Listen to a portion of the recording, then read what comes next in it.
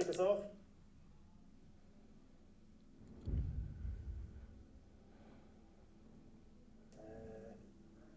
Bernard, there you are. Do you want to kick us off, Bernard? Yeah, no problem. Andy, how are things? It's Bernard here in Virgin Media. Hi there. Good, thanks. Andy, I suppose initially just to get your reaction to the story that broke yesterday that has been mentioned before, I suppose, linking you with the Lions coaching ticket this summer. Is there any further update to that?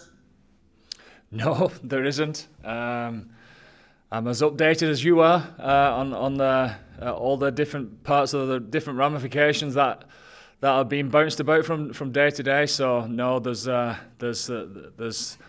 nothing that I know that's going on at this moment in time that gives any clarity on the situation whatsoever. We don't know whether there's a Lions tour going on. We don't know at this moment in time whether there's a summer tour going on with Ireland. So I suppose I hear that hopefully by the end of the month, hopefully we'll know something more concrete. If there is a Lions tour this summer, is that something that you'd like to, if it can be worked out, something you'd like to be involved in?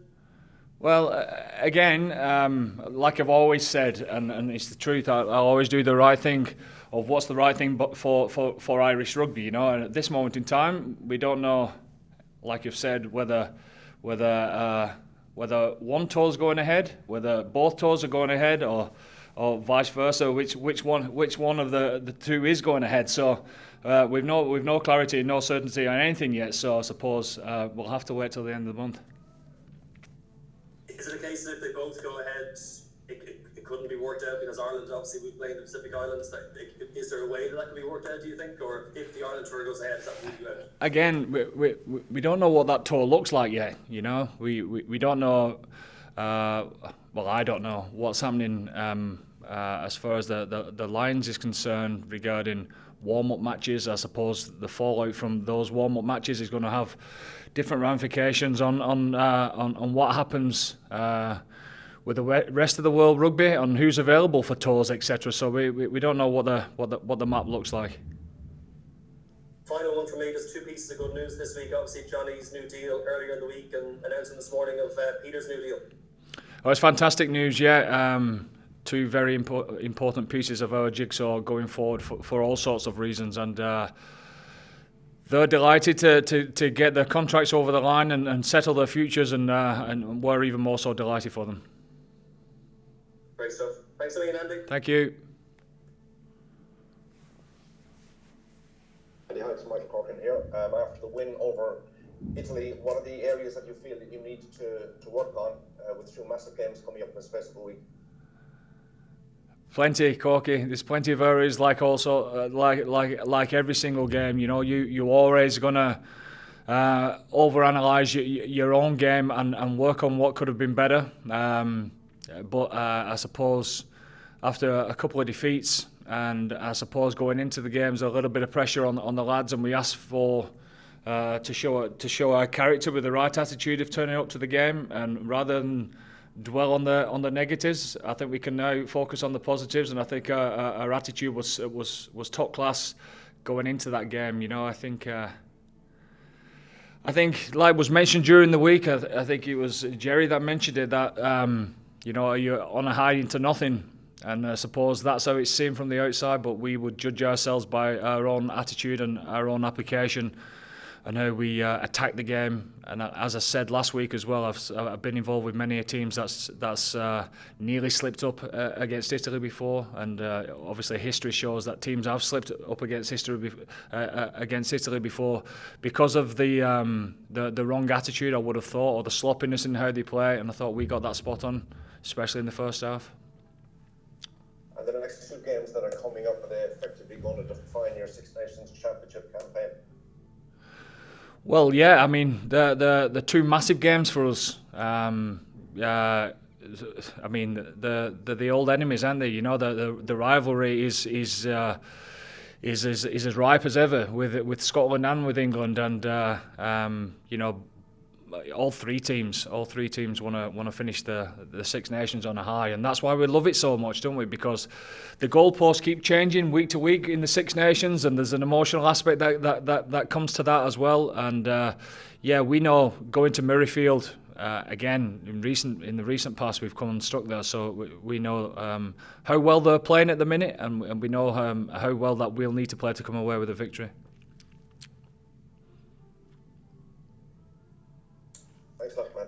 Cheers. Andy, Justin Tracy. Andy, just wondering if there was an injury update on the 4 players carrying knocks out of the Rome game, and anybody else that may have a health issue just at the moment. There's a few bangs and bruises that took a couple of days to settle down, but all settling down well with all of the players. We expect them all to be fully fit for the beginning of next week.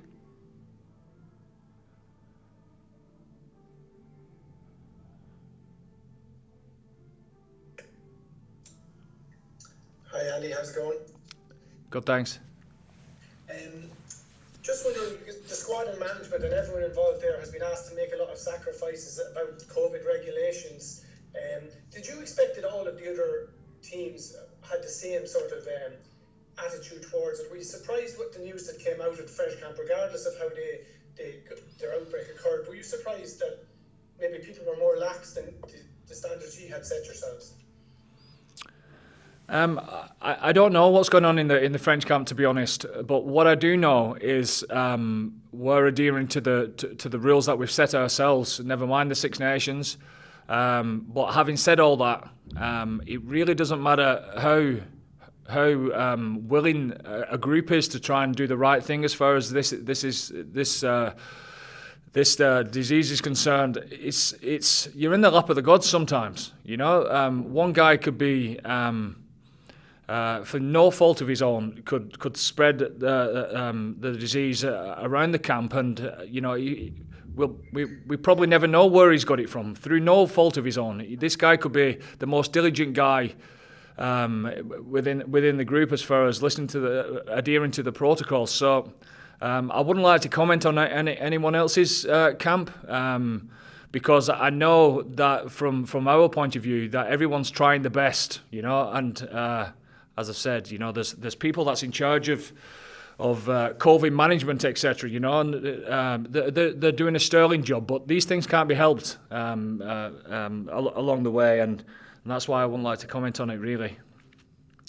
Very good. Can I just ask you? I remember last year you had mentioned a couple of times that you were still in touch with Joe Smith. You were getting some feedback often.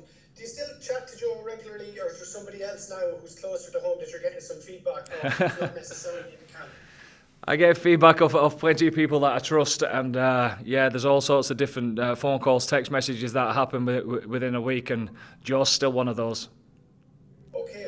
So you are still. He is still. He's working away. He's busy. He's busy on his new job. So I tend not to pester him too much, but we tend to send each other a text message in and around game time. Okay, very good. Thanks, Sandy. Cheers.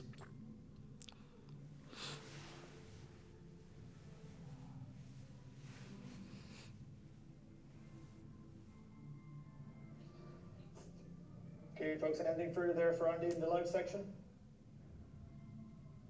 Andy, hi, it's Matt with BBC here. Just wondering how pleased you were to see Stockdale return to action for Ulster on Friday, and whether he might be in contention to link up with the squad for the last 2 games. Yeah, it's great to see him back. I know that speaking to him at the start of the competition, he was very frustrated with how slow the injury was coming on. I know how diligent he's been working with the medics up there at Ulster. So he's done great to get back on the field and put himself back into contention. He got a chunk of the game there last weekend, and hopefully he'll get more of